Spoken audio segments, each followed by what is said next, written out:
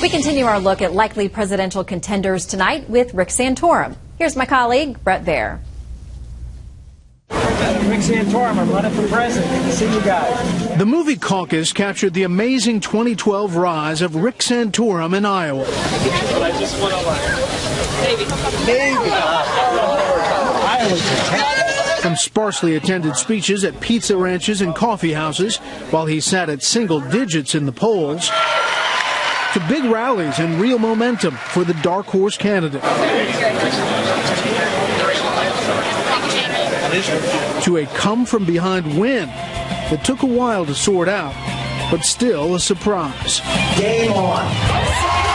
We sat down with Santorum during his recent 5-day trip to what may again become his home away from home, the Hawkeye State. This is a very familiar surrounding. I've been here a few times. The last time I was here, you couldn't move. This place was a couple of days before the caucus in January of 2012, and this place was jammed full of people. You won the Iowa caucuses last time. Well, sort of. Sort of. 34 votes. It took a little bit. Well, I mean, people say I won the Iowa caucus, but I really didn't.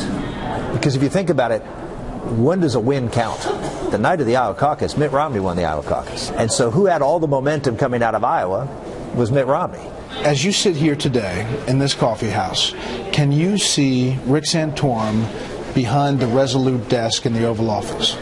I wouldn't be doing it. I didn't do it last time if I didn't believe that we had an opportunity to win. I have no right running for this office if I don't think that that's something that I'm prepared to do or can accomplish. You won 11 primaries and caucuses.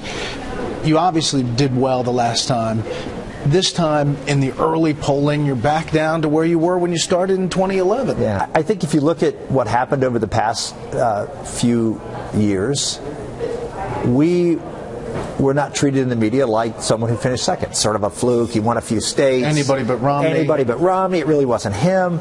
You know, one of the great gifts I've had in my political career, every single election I was never supposed to win. It's something I'm used to, and I see it as a good thing for me. Keeps you humble, makes you work hard. For people looking this time, and they look at people who are currently governors or currently senators, the last time you held elective office was 2006. Mm-hmm. So why are you better than people who are in the jobs now? Well, I think people who are in the jobs now, particularly in Washington, haven't learned much about how things are supposed to properly function. And if you look at the time that I was there, we got a lot of things done.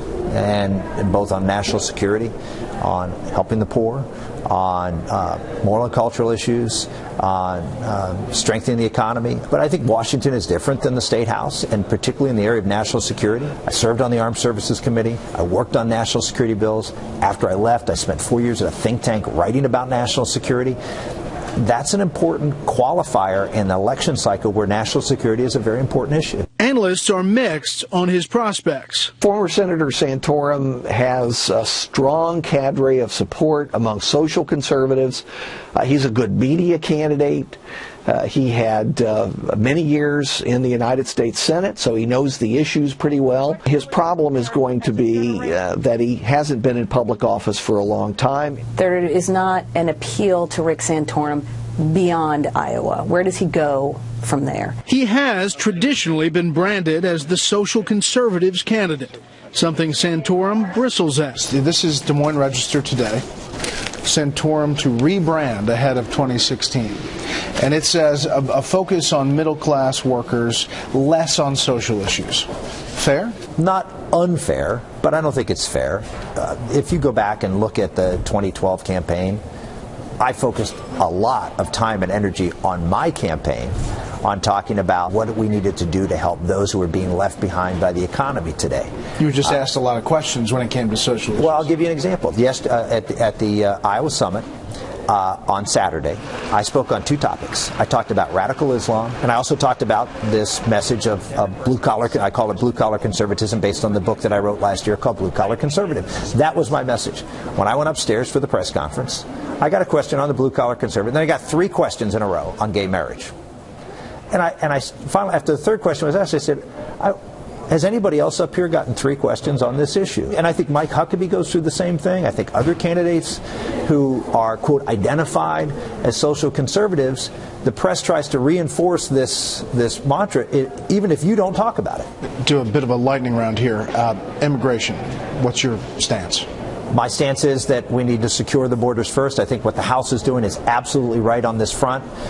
What the President did was unconstitutional. What has to be walked back. If the President has the authority to unilaterally change a law of Congress, then we have a dictator, not a president. The biggest threat, you think, today? There has been a meltdown in the Middle East that many of us for years have been suggesting would happen if we do not confront the fundamental issue, which is the cancer within Islam. If Islam does not clean up its own house, then it's going to be the world that's going to suffer, and Islam will suffer. I'm not calling on a holy war. I'm asking that we are accurate with the people of the country and the world as to the nature of the threat and the reason this threat is not going to go away unless it is confronted by both those who are on the other side of the battlefield, which is the West, but also people on the same side of the battlefield, which is the Muslim world, who, by the way, is also being destroyed by these radicals. Common Core, education. We need common sense, not Common Core. The common sense says simply this: parents are the key to providing a quality education. We need a revolution with school choice, because that ultimately engages the parents the most, because it gives them the opportunity to choose the school that's best for their children. The Santorums have 7 children. Rick and his wife Karen are just out with a new book, Bella's Gift, about their fight to save their 7th child, born with a rare genetic condition. We never left her side because we were always worried. Santorum says Bella continues to be an inspiration. Good to see you. Thank you for coming out. God bless you. Politically, it seems Santorum is attacking another uphill race, one Iowa Republican luncheon at a time. Good to see you again. Good to see you. But this time, without the sweater vest. It's really important to trust your own judgment here, not to defer to these folks who are on TV all the time telling you who can win and who can't win. That's what I love about Iowa, these town squares. Yeah. They're just so great. Which brings us back to the importance of Iowa for Rick Santorum. So for the people who say, hey, listen, Iowa is not a cross-section of America, why do they get such a say? What do you say? I think they're a pretty good cross-section of the Republican Party. It certainly is now a good cross-section of evangelical voters, Catholic voters, blue-collar, white-collar, agriculture, small town, maybe not real big city, but Des Moines is a pretty sizable city. If you run as expected, is it fair to say that Iowa is the be-all, end-all for Rick Santorum? Iowa's important. I mean, clearly, if we don't do well in Iowa, there's not much of a path for us. Another 99 counties? 8 so far.